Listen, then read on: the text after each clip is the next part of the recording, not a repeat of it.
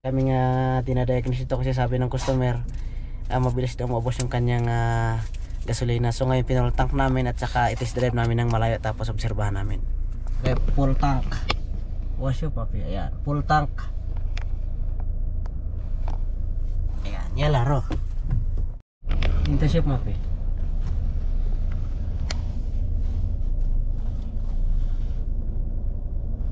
Okay.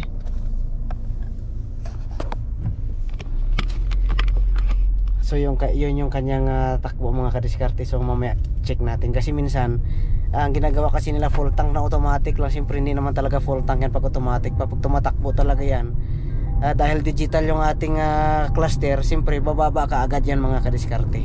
Kaya isa yan sa ano natin na pag pinultak natin talaga, i-full tank natin ang sagad, tapos drive natin ang sasakyan ng malayo. Pagkatapos kargahan natin ulit, doon natin malalaman kung ilang liter yung ating na-consume mga kadiskarte, kung ilang kilometer yung ating nabiyahe. So mamaya tingnan natin. Ito mga kadiskarte, napadaan kami dito habang nagte-test drive. Mahangin lang.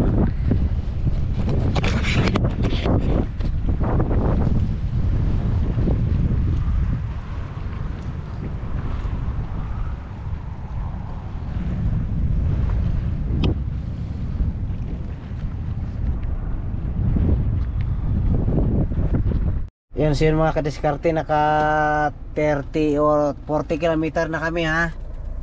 Pero hindi pa rin bumababa yung kanyang fuel. Full tank pa rin siya.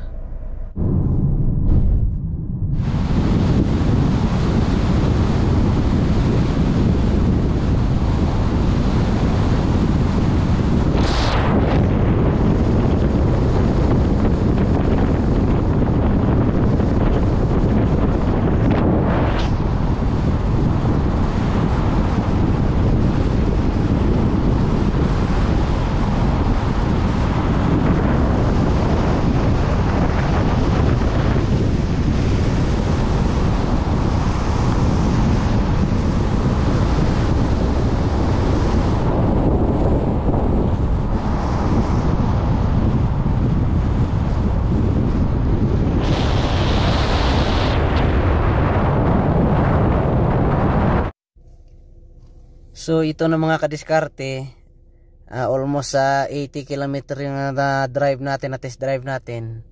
So ganyan lang karami mga kadiskarte yung kanyang nabawas.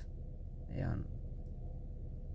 So ang kwento kasi ng customer mga kadiskarte, sa kwento niya halos wala pa yata 20 kilometer or 22 kilometer mula sa gasolinan papunta dito, halos kalahati na daw yung kanyang bawas. So hindi totoo mga kadiskarte. Minsan kasi mga kadiskarte, pag fuel tank natin na automatic lang, hindi talaga siya full tank yan. Kasi pagka once na tumatakbo na sasakyan, naghahanap talaga ng pantayan sa loob ng tangke yung gasolina. So may tendency na mabilis kaagad ang pagbaba ng gauge dito sa kanyang cluster, dahil ito mga kadiskarte ay digital siya. So ito medyo may kalakasan din sa gas, pero depende sa driving habit natin mga kadiskarte, no? Kasi marami na ko-complain na yung X70 daw malakas sa gas. So kung yung takbo may normal driving lang mga kadiskarte, no, 80-90, hindi talaga siya kalakasan sa gas.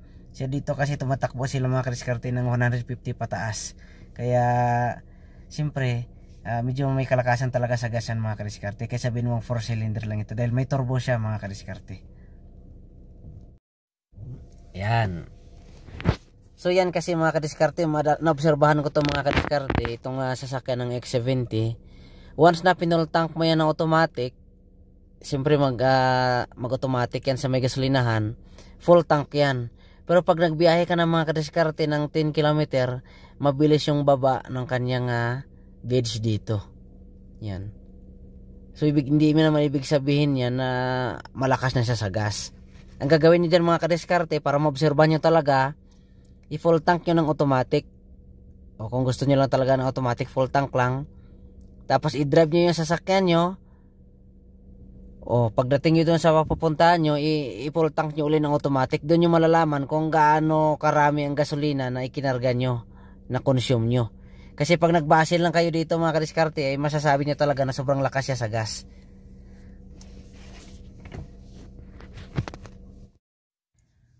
Ay, so yun mga kadiskarte, yung isa sa paraan para malaman natin kung talagang malakas sa gas yung X70 Plus.